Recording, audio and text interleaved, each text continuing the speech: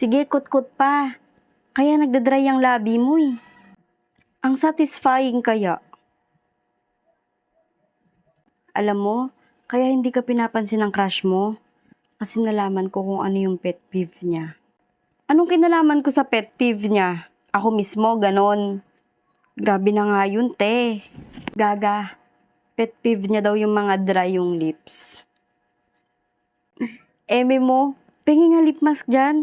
Baka meron ka. You know, I'm a changed person na. Ay, ang bilis ni ante.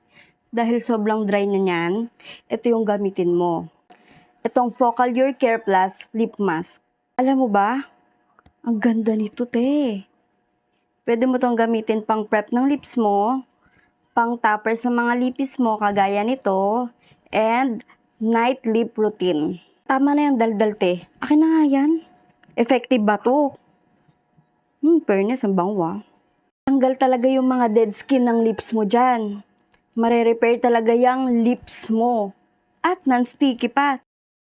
Pag naging pet peeve ka ba ng crush mo, ewan ko na lang. Sobrang ganda na niyan, te ha. Te, palapit yung crush mo.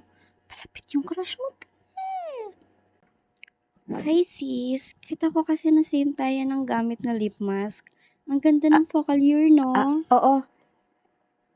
Ito bang Focallure lip mask? Yan, sisi ko. Tingnan mo, twinning tayo.